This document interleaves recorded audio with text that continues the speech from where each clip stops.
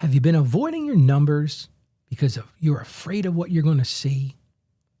You know that quiet weight, that stress that follows you all around, even when you don't look at it?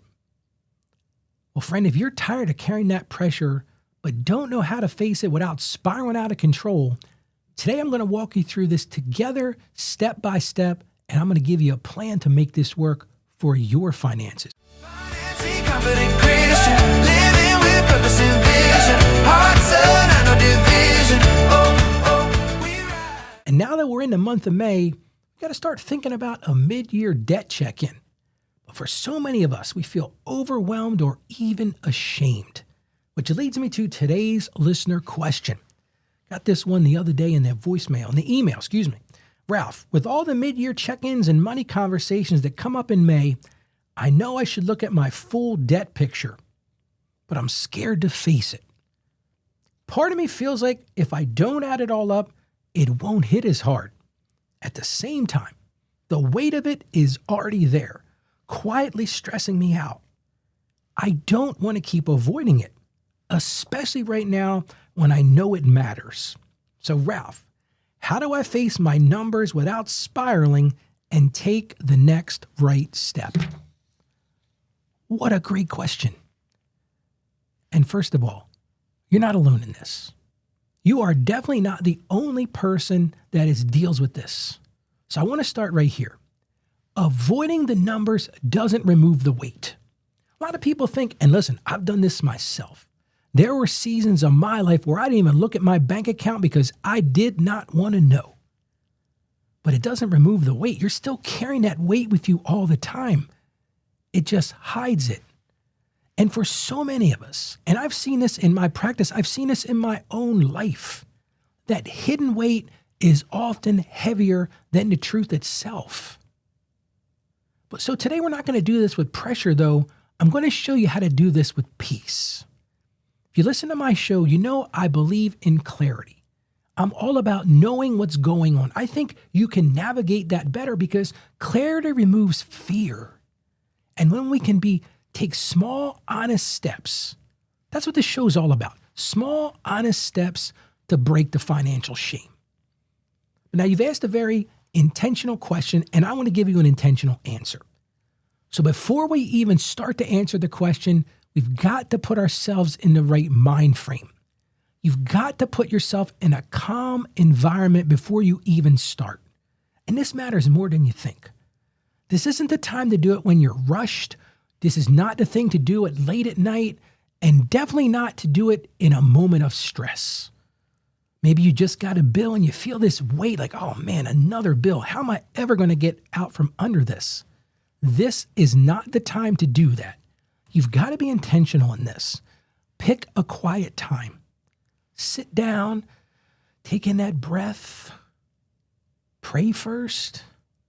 Because this isn't about walking into judgment. A lot of people think, well, if I really embrace this mid-year check-in, I look at where my debts are, I'm walking into the judgment. Hey, listen, we're all going to walk into judgment someday. But that's not what this is. This is all about stepping into clarity. So calm your mind, pull the right time out, take that deep breath, pray about it. And then once you're ready, here's what I want you to do. I want you to list your debts. No commentary. Not, oh, how did I do this? Oh, I can't believe this. This is the key to thing. I want you to just list these things. You're going to write down the name of the creditor, you're going to write down the balance, and you're going to write down the minimum payment. Just 3 columns.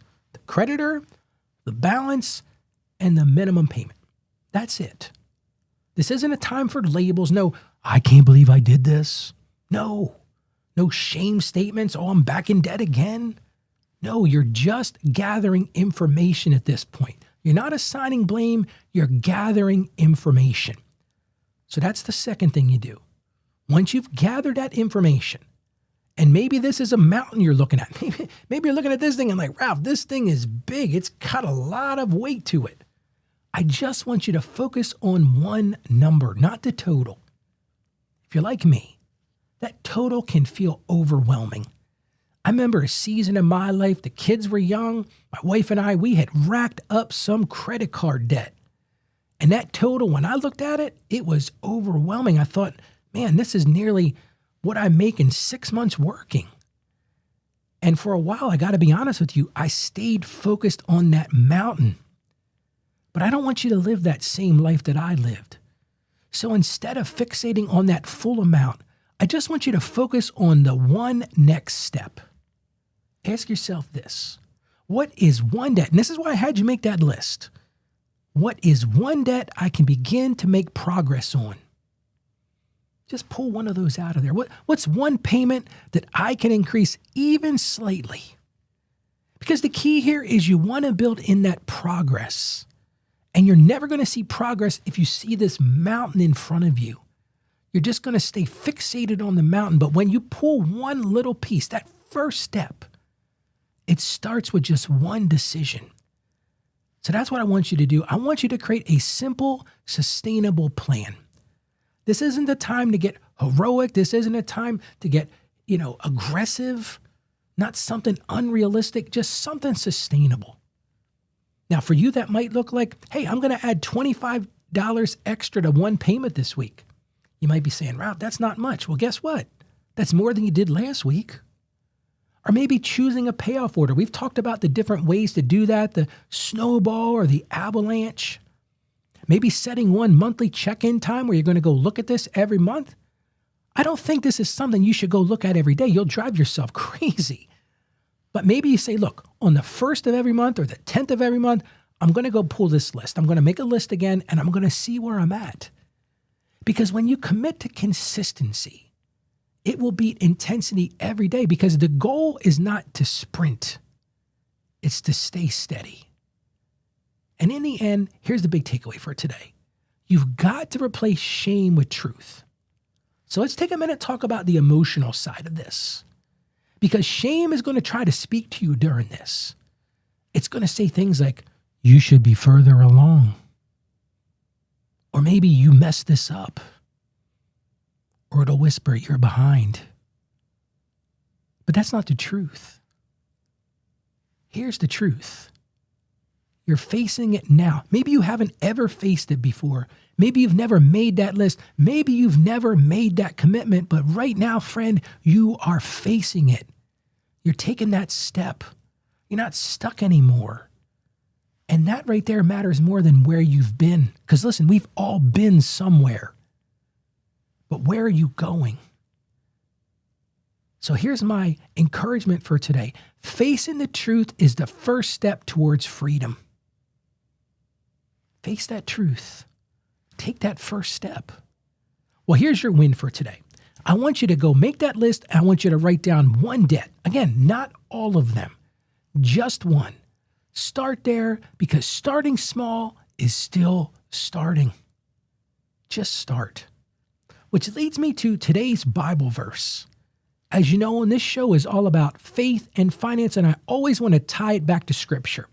And today we go to 2 Timothy chapter 1, verse 7. And I love this one. This is another one of those, put it on the refrigerator. Again, 2 Timothy 1:7. For the Spirit God gave us does not make us timid, but gives us power, love, and self-discipline. I don't know about you, when I read that, I kind of feel strong.